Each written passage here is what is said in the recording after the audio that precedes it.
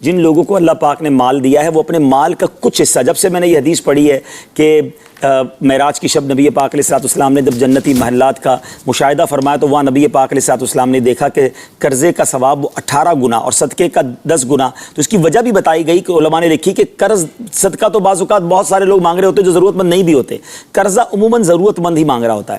تو قرضہ اپنے مال کا ایک پورشن رکھیں. آپ کے مثال کے طور پہ سیدی اعلیٰ حضرت امام علیہ سنت ایک بڑا پیارا اپنا طریقہ کار بتایا کہ مجھے روزانہ اتنے روپے صدقہ کرنے کا ثواب ملتا ہے. تو لوگوں نے پوچھا اتنے پیسے آپ روز صدقہ کرتے ہیں؟ تو پھر فرمایا کہ حدیث پاک کے مضمون کے مطابق جب بندہ کسی کو قرضہ دیتا ہے تو جتنے دن کے لیے وہ قرضہ دیتا ہے، مثال کے طور پہ کسی نے 1 لاکھ روپے کسی کو 2 مہینے کے لیے دیے، اب اسے روزانہ 1 لاکھ روپے صدقہ کرنے کا ثواب ملے گا. 2 مہینے بعد پیسے بھی آ گئے، 60 لاکھ صدقہ کرنے کا ثواب بھی مل گیا 2 مہینے کا. اور اگر کوئی اس پیسے کو ٹائم پہ نہ دے سکا اور آپ نے اسے اور ٹائم دے دیا تو اب یہ ثواب ڈبل ہو جائے گا. اب روز کے 2 لاکھ روپے صدقہ کرنے کا ثواب مل گیا. تو اب اگر ہم اتنا صدقہ تو نہیں کر سکتے تو اگر اپنے مال کا ایک پورشن ہم قرض کے لیے رکھیں اور قرض دیتے رہیں، واپس آ جائے پھر کسی کو دے دیں. تھوڑے پیسے الگ ہی رکھ لیں، اپنے اکاؤنٹ میں ایک چھوٹا سا پورشن بنا لیں ایک لون کا. اب وہ لون اسی میں چلتا رہے گا، آپ کو اتنے صدقے کا روز ثواب مل رہا ہے. تو اگر یہ مائنڈ سیٹ بن جائے اس سے غریبوں کا فائدہ ہوتا ہے، کیونکہ قرض کو فروغ ملنا چاہیے. لوگ اب اتنے سنگ دل ہو گئے کہ پیسے دے کر بھی کہتے ہیں میرا نفع کیا ہے، کیونکہ یہ سود کی جو مذمت کی گئی نا اس کی ایک بڑی وجہ یہ کہ بندہ ہر چیز میں نفع ہی ڈھونڈ رہا ہوتا ہے. وہ اگلا مر رہا ہے، پریشان ہے، لیکن اس کو قرضہ دیتے ہوئے کہیں گے مجھے نفع کتنا دو گے.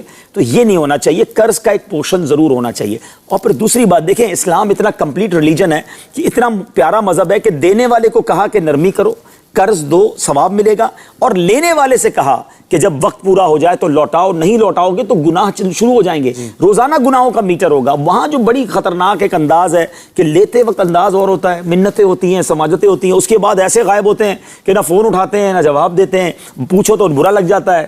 تو یہ نہیں ہونا چاہیے. اگر میں آپ کو ایک مشورہ دیتا ہوں، انسان ہے، پریشانی ہو جاتی ہے، آپ نے کسی سے قرض لیا نا، وقت آ گیا ہے اور آپ کے پاس نہیں ہے، آپ اگنور نہ کریں، فون نہ اٹھانا چھوڑ دیں، بلکہ آپ خود چلے جائیں اس کے پاس کہ بھائی آپ کا ٹائم ہو گیا ہے، مجھے دینا تھا، میں پریشان ہوں، مجھے تھوڑا اور ٹائم دے دیں، میں تھوڑے تھوڑے کر کے دے دوں گا. وقت مانگے، فیس کریں. جب آپ غائب ہو جاتے ہیں، آپ نہیں جواب دیتے تو اس سے بڑا نقصان پتہ کیا ہوتا ہے کہ اب لوگ قرض دینا چھوڑ دیتے ہیں کہ کسی کے ساتھ ایسا ہوا نہ کہتا نہیں یار اب یہ نیکی کرنی نہیں ہے. تو یہ نہ کریں. آپ کے غلط ایٹیٹیوڈ کی وجہ سے قرض دینے والے بھی لوگ پیچھے ہٹ جاتے ہیں. تو یہ نیکی ہے، قرض دیا کریں. اپنے ملازمین میں آپ سسٹم بنا سکتے ہیں. آپ کو یہ حق حاصل ہے کہ آپ قرض دے کر آپ ان کے ساتھ کوئی گارنٹی لے لیں، کوئی ترکیب ایسی بنائیں کہ آپ کو آپ کے پیسے واپس ملے. یہ آپ کا حق ہے. آپ میں سے مثال کے طور پہ ملازمین ہوتے ہیں، آپ کے پاس جتنا بجٹ ہے آپ اپنے ملازمین کو دیں، ان کی تنخواہ سے آپ قسطوں میں لے سکتے ہیں، لیکن اس کا ثواب بہت زیادہ ہے.